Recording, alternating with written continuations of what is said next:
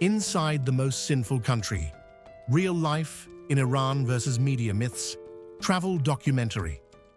چشمم پلیسه رفت اصلا چشمم پلیسه رفت بعد چشمم فردیت پاره شده نمیدونم بعد موتور زد پام اتوبان فرار کرد موتوریه.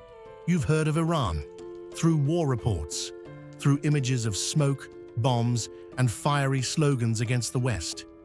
The global media paints Iran as a country teetering on the edge of war, and sometimes falling right into it.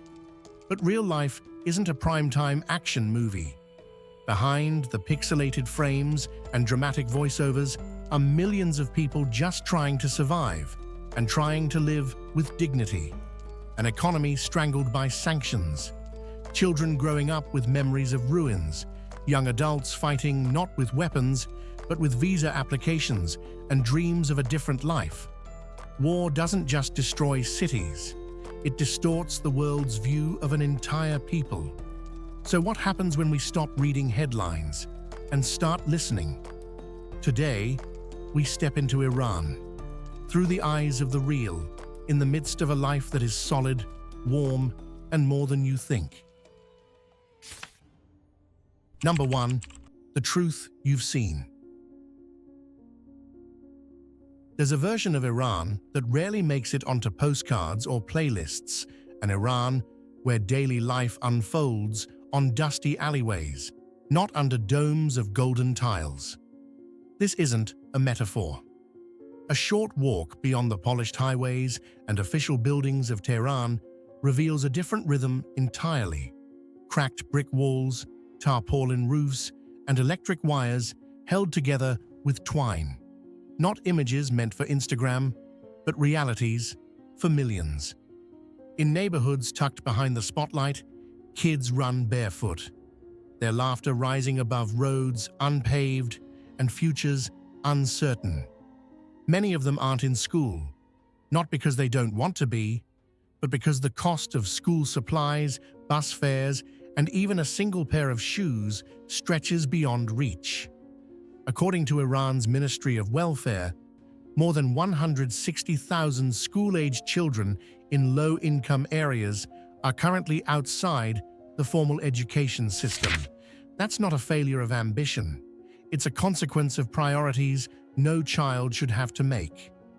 Yet what defines these areas isn't just hardship, it's resilience. Parents share what little they have. Teenagers tutor younger kids when schools can't. You'll only catch this if you stay long enough to notice the silence. But it happens, quietly, daily. Here, survival has a heartbeat, and solidarity wears no uniform. Iran, in its rawest form, is not a story of poverty, but of people choosing hope when options run out. Number 2. The Iran they don't show you. Ever seen a camel in Tehran? Neither have most Iranians. So why does the world still picture Iran like it's stuck in a history book?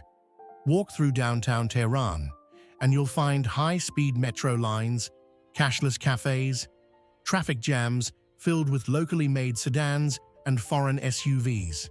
Not exactly desert caravans. This isn't just in the capital. In cities like Isfahan and Shiraz, you'll find co-working spaces, malls, and fiber internet that's faster than many places in the West. Sounds modern? Because it is. Despite decades of sanctions, Iran has built one of the region's most self-reliant tech ecosystems. It has launched satellites, built aerospace prototypes, and developed nanotech that actually works. Still think Iranians ride camels to work? Even Instagram tells a different story. The controversial but popular Rich Kids of Tehran account features rooftop pools, designer clothes, and private parties that feel more Monaco than Middle East. Of course, not everyone lives that life. Rural Iran still exists. But here's the twist. So do innovation hubs. So do tech founders. So does the future. Still imagining camels and sand dunes. If this changed your picture of Iran, Comment modern Iran below. And don't blink. What's coming next might shift your perspective even more. Number 3. Women in Iran. They outnumber men in classrooms. That's not a slogan, it's official data. According to Iran's Ministry of Science, Research and Technology, over 60% of university students in Iran are women. Walk through a campus in Tehran or Mashhad, and you'll see them carrying laptops, presenting research, debating economics, coding apps. Some wear headscarves, some barely do. Style here is strategy. While the mandatory dress code still exists, it hasn't erased individuality, it's made it sharper. From carefully pinned scarves to bold lipsticks and tailored coats, fashion becomes language. Not rebellion, but presence. But education isn't the ceiling, it's the floor.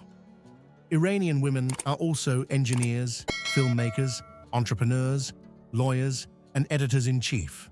Some lead startups, others lead homes. Many do both.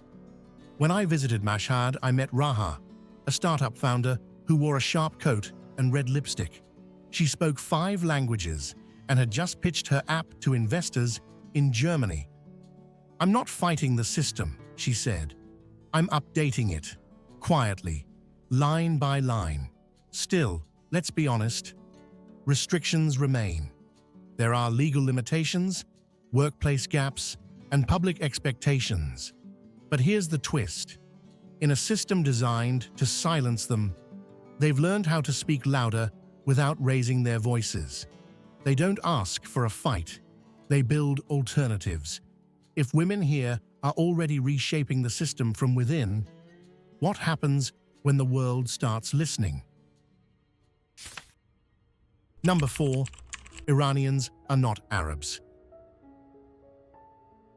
Same script, same region, same religion, so they must be the same people, right? Wrong. Iran is not an Arab country, and Iranians are not Arabs. The majority are Persians, a distinct ethnic group with a unique language, history, and culture. Yes, Persian uses the Arabic script, but so does Urdu, and that doesn't make Pakistan an Arab nation either. And no, speaking Persian doesn't mean you speak Arabic. In fact, try speaking Arabic in Tehran. You'll likely get a smile, a shrug, and a switch to English. Iran is home to a mix of peoples: Azeris, Kurds, Lurs, Baluchis, Arabs, Turkmens, each with their own traditions and dialects. But Persian culture forms the backbone. Thousands of years of poetry, art, empire, and identity. So where's the confusion? Maybe it's because Iran is in the Middle East. Maybe it's because of shared religion.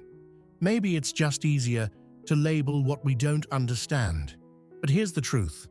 Calling Iranians Arabs isn't just inaccurate. It erases who they are. It flattens complex identity into a convenient box. Want to connect with Iran? Start by calling it by its name. And listen to its language. It tells a story no label ever could. What surprised you most about Iran's actual approach to conflict? And hey, if you found this eye-opening, please take 10 seconds right now to hit that subscribe button and support ACT Travel Documentary. We promise there are more insights to come. Number 5. Is Iran really aggressive? If you've only seen Iran through the headlines, you might think it's always in conflict. But what if the story's louder than the facts? Let's break it down. Iran hasn't started a major war in over 4 decades. Its longest conflict, the 8-year war with Iraq, began when Iraq crossed the border, not the other way around. Today, Iran follows a no first strike doctrine. Officials repeat this often. Yes, the country maintains a large military, but context matters. According to SIPRI, Iran's defense spending is lower than many of its neighbors, including Saudi Arabia and the UAE. It focuses more on deterrence than expansion. Is that the full story? Of course not. Iran does have influence across the region. But here's the catch. Influence is not the same as aggression. Want the real temperature check? Talk to everyday Iranians. In cafes, on buses, at bakeries. They're not calling for confrontation. They're talking about inflation, career worries, and how to get a visa. This travel documentary isn't about politics. It's about people. And when you listen closely, you hear a country tired of tension, not hungry for it. Number 6. Religious, not radicals. When Mike, a teacher from Chicago, visited Iran, he thought faith would be everywhere. And it was, just not the way he expected. He didn't find lectures on loudspeakers. He found a grandmother whispering prayers while cooking rice. A teenage girl painting a mural of Mary.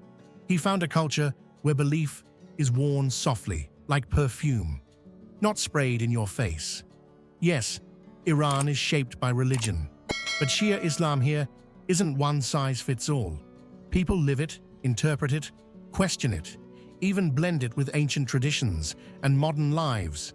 Some fast during holy months, others quietly don't. Some wear the black chador. Others choose colorful coats and a loosely pinned scarf. You can't tell belief by clothing here, any more than you can tell love by a wedding ring.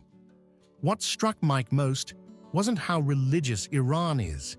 It was how private, personal, and at times quietly rebellious that religion can be. So is Iran ruled by faith? Yes, but not just by rules. And the deeper question is this: what happens when a belief system lives inside millions of individual hearts, each beating to its own rhythm? That's the part no law, no label, no outsider can quite explain. But you'll feel it if you're willing to look beyond the surface. Number 7. Creative in the dark. Iran's underground art scene.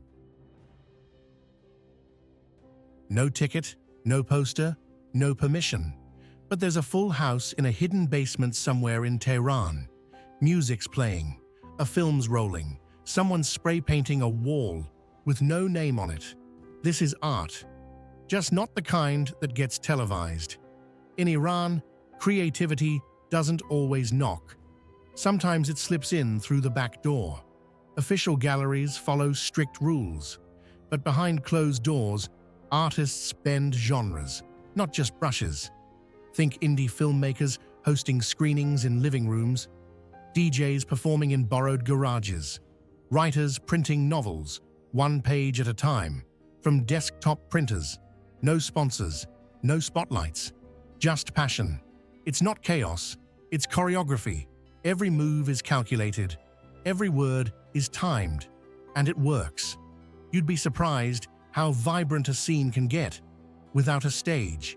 Even graffiti, often painted after midnight, is layered with symbolism and coded humor. You won't find this on a state-funded billboard. You'll find it under bridges. But here's the twist. The limitations made it sharper. Artists here aren't just surviving. They're adapting, evolving, thriving, under pressure, not despite it. There's a quiet power in saying what can't be said. Can US audiences truly grasp this kind of creativity? Only if they stop looking for permission and start listening for meaning. Number 8. Iran is not grey. If you think Iran looks like a black and white movie, think again. This country doesn't just have color, it is color. Walk down a street in northern Tehran on a Thursday evening.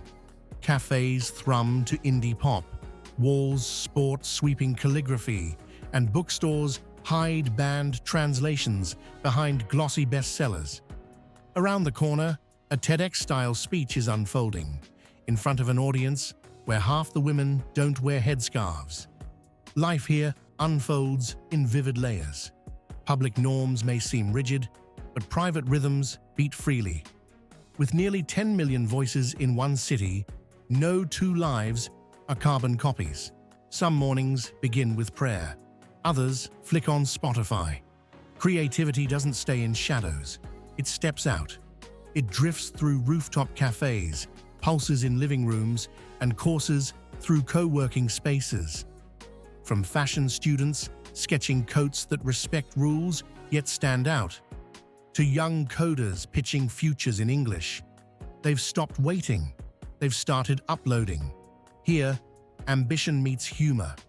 Ideas flow in midnight code sprints. Change whispered through open tabs and midnight edits. Even over a well-steamed espresso, you can taste it. Iran is shot in full frame, not sepia tone. Every alley hums with sound, color, satire, and life. You'll only hear it if you stay past the headlines. If this caught you off guard, drop a full of life in the comments. And don't wander off. What's next might just rewrite your whole view of Iran. Stay curious. Number 9. Iran is not just a desert. What do you picture when you hear Iran? Be honest. Was there a camel in the frame? That's the cliché. But geography tells a different story. Iran spans mountains, forests, beaches, valleys, and yes, a few deserts too. The Alborz Mountains north of Tehran are capped in snow half the year. Locals ski in Dizin, Shemshak, and Toshal, all less than an hour from the city. In the spring, wildflowers bloom in Mazandaran, where green hills roll straight into the Caspian Sea. Farther west, the Zagros Range cuts through ancient villages and oak forests. And in the south, you'll find palm trees, coral islands, and temperatures that rival Miami. The desert? Sure, it's there. The Dashti Kavir and Lut Desert are vast, surreal, and stunning. But they're not where most people live. They're where people go, to camp, to study geology, or even to test solar tech. In 2025, Iran launched its first solar-powered desert lab, aiming to track climate change impacts on salt basins. It's not about sand anymore. It's about science. So the next time someone says Iran is just dunes, ask them, have you seen the ski lifts? Number 10. Iranians are not uneducated. There's a quiet myth that lingers. If a country is restricted, its people must be uninformed. That myth collapses the moment you meet a 13-year-old in Tabriz who codes in Python, or a retired teacher in Shiraz fluent in Hegel. Iran doesn't lack knowledge, it overflows with it. But not all of it is found on official syllabi. According to UNESCO's 2024 report, over 85% of Iranians are literate, a figure that outpaces regional averages and challenges common assumptions. And this isn't just about reading newspapers. It's about questioning systems, building alternatives, and learning under constraints. University labs remain full. So do online discussion threads, encrypted group chats, and late-night forums. Formal or underground, education finds a way. In 2025, Iranian teens cracked top 10 globally at the International Chemistry Olympiad, competing with peers from the US and South Korea. No overseas training, no spotlight, just raw drive. The next time someone calls them uninformed, ask, have they ever stayed up past midnight in a rooftop lab, building code from scratch, just to join the global conversation? Number 11. Transportation in Iran. Rush hour in Tehran. A line of cars stretches into the haze. But just below the surface, a different system hums with precision. The metro doors slide open. air-conditioned cars, digital signage in multiple languages, riders swipe cards and step in.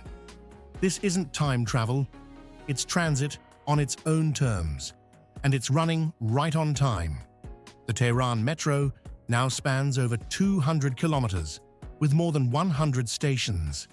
In 2025, it added new lines reaching satellite towns, making it easier for low-income workers to access the city center. Trains run every few minutes, clean, fast, and affordable, and it doesn't stop there. Intercity trains connect the Caspian Sea to the Persian Gulf. Electric rail lines link major provinces. In Isfahan, tourists often board sleek trains that rival those in parts of Europe. No chaos, no delay. Want proof? Ask visitors who've taken the Mashhad-Tehran night train. They'll tell you it's quiet, on time, and safer than many overnight options elsewhere. Even in rural areas, government-subsidized buses run daily, reaching mountain villages that otherwise seem inaccessible. Riders often pay less than $1 for a long-distance ticket. In a country where sanctions have made spare parts hard to find, the fact that trains still run on schedule is not just logistics, it's resilience. You want to know how a country truly lives? Look at how its people move. In Iran, it's a living proof. Even in hardship, the wheels keep turning. The journey doesn't stop, it just takes a different route. Number 12. Iranians don't hate tourists. Let's clear something up right now. Most Iranians don't resent visitors. If anything, they'll probably offer you fruit, directions, and dinner, all before you've unpacked. That edge you think you see, it's aimed somewhere else, not at you, but at decades of policies that have isolated them. Travel bans, sanctions, political slogans, they've shaped the headlines, not the hearts. A nationwide survey in 2024 by the Iranian Cultural Heritage Organization revealed that more than 75% of foreign travelers described their experience with locals as warmer than expected. Some were even given handwritten poems or small crafts from strangers in bazaars. In cities like Shiraz, don't be surprised if someone walks you to your destination, even if it takes 10 minutes out of their day. In a quiet bookshop in Yazd, someone might bring you a cup of tea with no strings attached. That's not marketing. That's just how people live. So why does the world assume hostility? It might be easier to generalize a country than to meet its people, but those who visit discover something else entirely. Iranians don't reject outsiders. They reject being simplified. Arrive with curiosity and respect, and you'll find more than hospitality. You'll find a nation eager to be understood, not feared. Number 13. Iran's youth, living between two worlds. She wears a scarf, loosely over neon headphones. He scrolls through global memes while sipping tea under a mural of a religious figure. This isn't contradiction. This is daily life. For young Iranians, switching between two realities isn't rebellion, it's routine. They grow up with family traditions on one side and global culture on the other. At school, rules, uniforms, respect. At night, playlists from Berlin, Discord chats with friends in Paris, and digital canvases lit up with bold ideas. Ask them who they are, and you might hear two versions, one for their elders and one for the encrypted chats. What looks like silence is often a different kind of voice, one that sketches, codes, writes, edits. Instead of breaking the rules, they reshape them. A startup built from a living room, a fashion brand launched within religious guidelines, a meme account full of wit, not noise. According to independent surveys in recent years, Nearly 80% of Iranian internet users regularly rely on VPNs to access global platforms, especially among the youth. I have a friend in Tehran named Nima. By day, he works as an engineer at a local tech firm. By night, he opens his laptop and edits videos for an anonymous YouTube channel that teaches 3D design in English. He doesn't protest in public. He doesn't chant slogans. He just wants to build something that matters. We don't live in the past, Nima says, but the future hasn't quite claimed us either. So, we draw it ourselves, night by night, bit by bit. But if you shift your view from headlines to historical facts, you might realize the real revolution isn't in shouts or slogans, but in the quiet consistency of showing up, logging in, building anyway. Number 14. Iranian food is a language of its own. Smells hit first, then the colors, a sharp tang of vinegar, golden threads of saffron, the soft steam of long-simmered broth drifting from a street kitchen window. If you think Iranian cuisine is predictable, you probably haven't seen the inside of a home in Kermanshah or walked into a tucked-away eatery in Shiraz on a rainy afternoon. This isn't food. This is storytelling. Take Zareshk Polo, where tart berries meet fluffy rice with roasted chicken, sweet, sour, and warm all at once. Or Ash Reshteh, thick with herbs and noodles, ladled out like comfort in motion.